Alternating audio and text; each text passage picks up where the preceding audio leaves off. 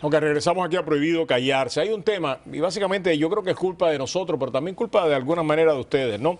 Las noticias llegan, cogen las primeras páginas de los periódicos, todos los días hablamos nosotros de ellas, ustedes básicamente nos preguntan y después se desaparecen. Me imagino que con el Ébola pasará en algún momento también lo mismo, ¿no? Pero hay temas muy puntuales que nos golpean muy de cerca, que no deberíamos olvidarlo nunca, y es el tema precisamente de la inmigración de indocumentados hacia acá, sobre todo esos niños, casi 60.000 niños. En un momento dado se hablaba de ella todos los días, ahora nadie casi habla de estos niños. Muchos de ellos siguen todavía básicamente en poder de las autoridades. Salió un informe recientemente que la manera que se la ha tratado en algunas ocasiones no es del todo humana, y utilizo y subrayo la palabra humana. Y tenemos aquí a María Rodríguez. María es de la Coalición de Migrantes Hispanos. Para nosotros es un placer tenerla acá en el programa. María, quería traerte porque a mí me parece que es tan importante no olvidarnos de estos niños, no olvidarnos de la promesa del presidente de lidiar con esta manera, con estos temas de una manera ejecutiva. ¿Qué está pasando? Recientemente nuestra coalición participó en una delegación a Honduras de alto nivel con la Alianza Latinoamericana Caribeña y vimos de primera mano los refugiados que los venían deportando, que no tienen dónde llegar. Y eso es una crisis muy seria. Si no empezamos a ver las causas de la inmigración, no vamos a poder interrumpir ese ciclo de búsqueda y deportación y búsqueda de deportación. Además que muchos de esos niños entraron a Estados Unidos, digo niños, criaturas, la familia, eso, con deuda. Porque esos niños tuvieron que pagar 5 o 6 mil dólares que en algunas ocasiones no lo pagaban al contado, sino lo pagaban precisamente dando las propiedades de sus familiares, dando propiedades de casa, de terrenitos, hasta de animales, que de alguna manera, si ellos no pagaban, se lo quitaron. Y muchos de ellos, como tú dices, llegan a Honduras, llegan a Guatemala sin nada cuando los deportan. Realmente es desgarrador y desde el principio esto era una crisis humanitaria. Estos son niños refugiados. Los niños nunca son una amenaza y deben de haber tenido desde el primer día su debido proceso ante la ley. ¿Qué se puede hacer? Tuvieron. La administración trató de deportarlos lo más rápido y creativamente posible. ¿Cuántos ha deportado? Ahora están en Honduras, 8.000 que se han ido, 2.000 han sido ya deportados este año. Wow. Realmente es desgarrador. Estos son niños como nuestros mismos niños que merecen la protección y merecen la reunificación familiar, y por eso todavía exigimos a estas alturas que la administración de Obama cese las deportaciones y tome acción ejecutiva, que lo ha prometido hacer, que lo lleva arrastrando, y exigimos que lo haga el primer día después de las elecciones.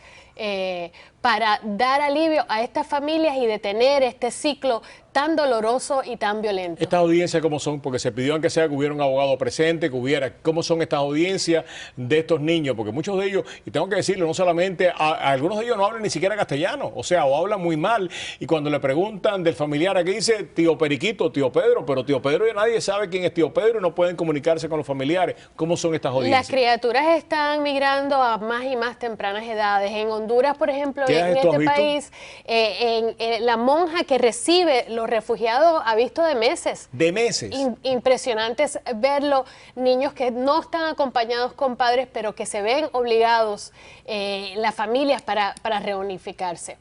Las audiencias, los niños no tienen derecho a representación legal. No. No tienen derecho y... ¿Y cómo se defienden? ¿Cómo dice, yo tengo un caso de asilo aquí, yo temo por mi vida si regreso a Honduras, ahí hay unas maras que si me cogen me matan? ¿Cómo lo dicen y quién los cree? En muchos casos los niños no se presentan, o se presentan sin representación, o hay abogados voluntarios. Esta última semana la administración apartó un poco de fondos para la representación legal de los niños, pero no es suficiente. También dijeron que van a empezar a procesar visas de refugiados desde los países de origen, pero es una cantidad muy mínima. El mejor impacto en este momento que la administración puede hacer es la acción ejecutiva para el cese de las deportaciones, para que las familias que están aquí puedan reunificarse. Algunos dicen, déjame jugar ahora el abogado del diablo, algunos dicen, si el presidente hace eso, vamos a ver otra marea de refugiados, otra marea de niños viniendo por la frontera, porque saben que si entran se quedan. Roberto, eso no solamente le beneficia a las familias, eso nos beneficia a todos. Aquí en la Florida... Pero el argumento de que si el presidente toma acción ejecutiva, lo que vamos a ver es básicamente otra marea de niños entrar en Estados Unidos. Lo que dicen los que no quieren que se tome acción ejecutiva en este tema. La migración es un fenómeno histórico y natural electoral, tenemos que ver las causas de la inmigración.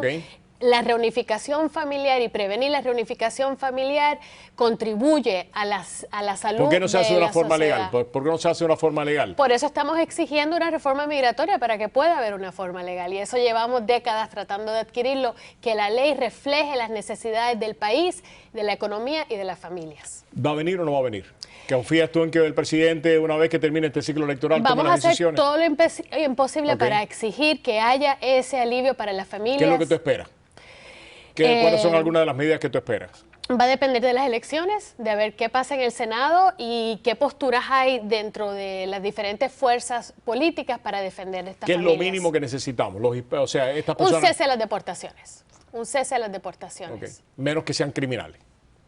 Claro, ya hay un proceso de deportación dentro de un programa criminal. Lo que pasa es que ahora están deportadas personas por no tener licencia de manejar. Exactamente. Exigimos licencia de manejar, exigimos un cese de las deportaciones y una igualdad de oportunidades. Nadie está hablando de inmigración. Salía los otros días, básicamente, un reportaje del Nuevo Herald diciendo, en el caso de Joe García, de Carlos Curbelo, están hablando de cualquier cosa menos de inmigración, porque a nadie le conviene hablar de inmigración. Demócratas y republicanos, nadie quiere hablar de inmigración. Somos hipócritas porque nos aprovechamos y nos beneficiamos de la fuerza laboral inmigrante de este país. Somos inmigrantes y le estamos poniendo la espalda no solamente a esos niños, sino a esas familias inmigrantes. Hay que despertar. Una de las cosas que a mí me llama más la atención, ¿no? Es en muchas ocasiones hablamos nosotros de nuestra caridad cristiana y de que nosotros somos el país más generoso del mundo, y de hecho lo somos, ¿no? Pero con un altísimo nivel de hipocresía, sobre todo una parte de la población. Y digo esto porque ahora mismo en Turquía, y lo decíamos hace solamente con Juan Dirci y Daniel, ayer lo decíamos, en solamente un día entraron más de 60.000 refugiados. En total, los refugiados se cuentan por millones que están en esto moviéndose en toda el área, ¿no? 2.4 millones de dólares de personas desplazadas que han entrado de refugiados en otros países, en Jordania, en Turquía, etcétera, ¿no? Aquí entraron 50.000 niños y por poquito hay una revolución. Niños.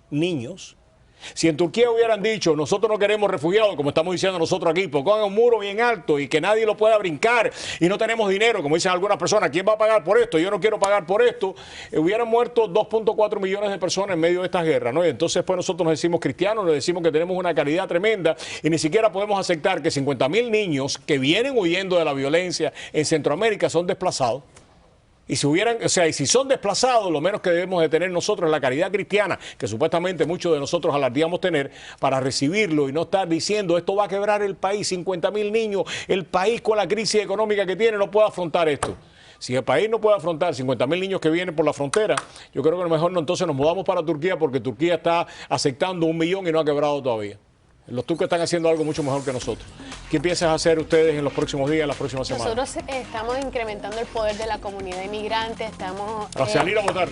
Estamos naturalizando para que se hagan ciudadanos y de los ciudadanos para que voten y los que voten para que se postulen. Y que le pasen la cuenta a republicanos y a demócratas. Igual, a los dos parejos. Muchísimas gracias, María. Muchas gracias, muy amable. Gracias por su Regresamos acá a Prohibido Callarse. No se me callen ustedes, ¿eh?